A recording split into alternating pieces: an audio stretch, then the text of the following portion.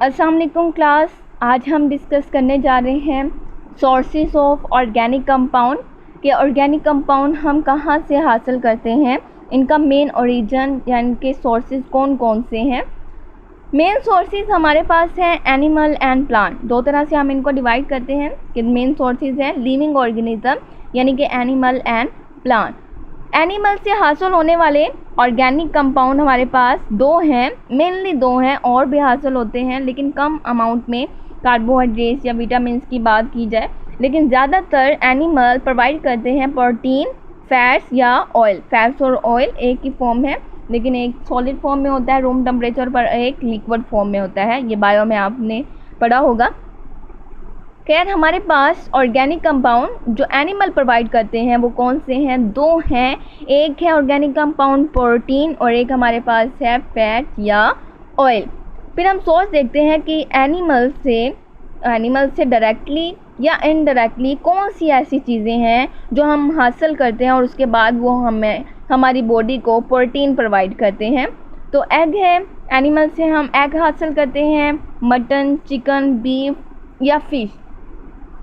ये सारे एनिमल के सोर्सेज हैं जो हमें एक ऑर्गेनिक कंपाउंड, एक ख़ास ऑर्गेनिक कंपाउंड प्रोटीन प्रोवाइड करते हैं। फिर हमारे पास एनिमल से हासिल होने वाली चीज़ें हैं मिल्क, बटर एंड चीज़। ये चीज़ें हमें मेनली ज़्यादातर फैट्स एंड ऑयल प्रोवाइड करते हैं। और फैट्स और ऑयल क्या है हमारे पास? Organic compound. ये हमने देखा कि एनिमल से दो तरह के ऑर्गेनिक कंपाउंड हमने यूज़ किए और उनके आगे डिफरेंट सोर्सेज भी देखें। प्लांट्स को देखें, प्लांट्स में लिविंग प्लांट हैं और दूसरे हमारे पास डेड प्लांट्स हैं। पहले हम लिविंग प्लांट देखते हैं कि वो हमें क्या क्या प्रोवाइड करते हैं। लिविंग प्लांट्स हमें चार तरह के ऑर्गेनिक कंपाउंड हासिल देते हैं या प्रोवाइड करते हैं। पहला है कार्बोहाइड्रेट्स हम हासिल करते हैं।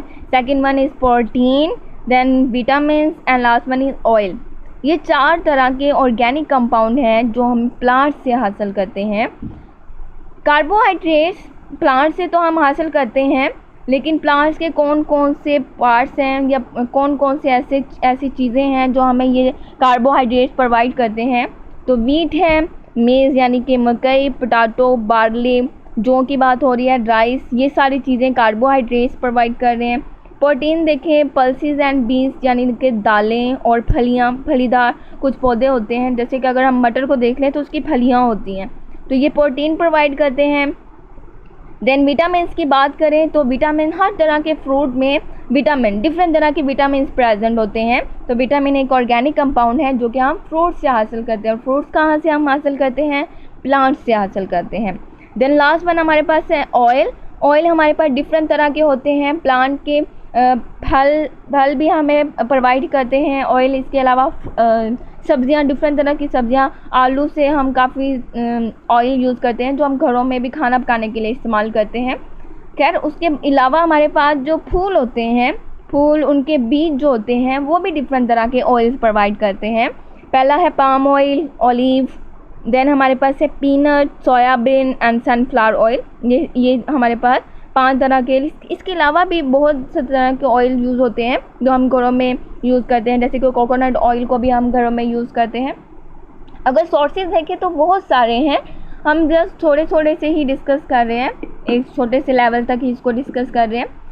हमने सोर्सेज में प्लांट्स और एनिमल को देखा, प्लांट्स का लिविंग प्लांट देखे। अब हम डेड प्लांट्स से देखते हैं कि जब प्लांट जो हैं वो डेड हो जाते हैं, ज़मीन के अंदर बरीड हो जाते हैं, दफन हो जाते हैं, और उनके ऊपर टेम्परेचर या प्रेशर जब अप्लाई होता है तो वो एक नई फॉर्म में कन्वर्ट हो जाते हैं। हज़ारों साल पहले जब नेचुरल डिज़ास्टर हुआ करते थे तो काफ़ी चीज़ें ज़मीन के अंदर दब जाया करती थी। तो उसके नतीजे में कौन कौन सी चीज़ें हमें प्रोवाइड होती हैं या कौन कौन सी चीज़ें बनती हैं? तो हमारे पास है coal, petroleum and natural gas, CNG की बात हो रही है। तो ये तीनों तरह की चीज़ें हम डेड प्लांट से हासिल करते हैं। जब डेड प्लांट की डिकम्पोजिशन होती है या वो ज़मीन के अंदर जब दफन हो जाती हैं, उनके ऊपर इतना लंबा चौड़ा प्रोसेस होता है, तब ये तीनों चीज़ें हासिल होती हैं। और ये इतना आसान काम नहीं है। हम जो अब प्रोवाइड किए जाने वाले कोल और पेट्रोलियम या गैस जो हम यूज़ कर रहे हैं, ये लाखों साल पहले की मेहनत है, हज़ारों साल पहले की मेहनत है।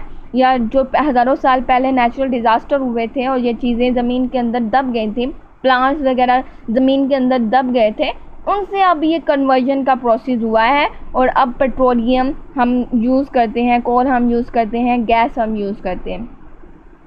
इन तीनों चीज़ों को हम बारी बारी डिस्कस करेंगे। पहले हम देखते हैं कि कोल क्या होती है या होता है, किस चीज़ का बना होता है, क्या ये कोई कंपाउंड है या कोई मिक्सचर है या कुछ इस तरह की कोई और चीज़ है, कोई लिविंग चीज़ है।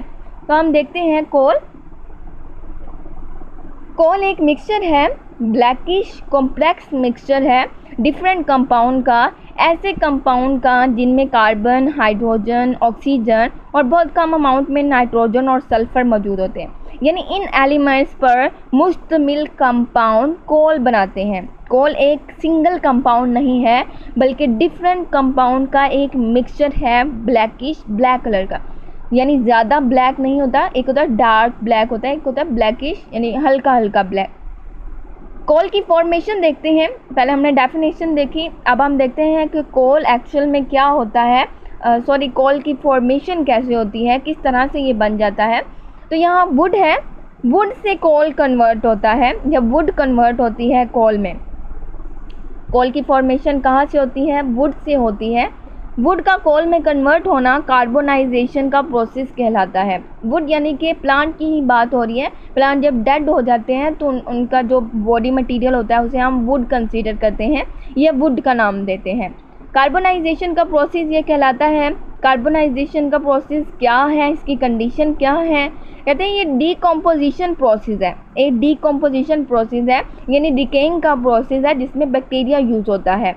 स्लो बायोकेमिकल प्रोसेस है, बायोकेमिकल प्रोसेस जो नेचुरली प्रोसेस हो रहा होता है और नेचुरली प्रोसेस मोस्टली स्लो होते हैं। तो ये स्लो बायोकेमिकल प्रोसेस है। इसलिए तो मैंने कहा था कि हज़ारों साल पहले जो काम हुआ था या लाखों साल पहले जो काम हुआ था उसका जो प्रोडक्ट है वो अब हम यूज़ कर रहे हैं पेट्रोलियम, कोल और गैस की फॉर्म में। एब्सेंस ऑफ एयर की एब्सेंस रिक्वायर होती है ज़मीन के नीचे। ये नहीं है कि आग लग जाती है और ये प्रिपेयर हो जाता है। एब्सेंस ऑफ एयर, हमारे पास मोस्टली रिएक्शन या आग लगने का प्रोसेस या हीटिंग का प्रोसेस जो अब हम यूज़ करते हैं वो ऑक्सीजन की प्रेजेंस में या एयर की प्रेजेंस में होता है। लेकिन हमारे पास ये रिएक्शन, जिस तरह से अगर हम हाथ की हथेलियों को आपस में रगड़ते हैं तो उससे भी हीट प्रोड्यूस होती है।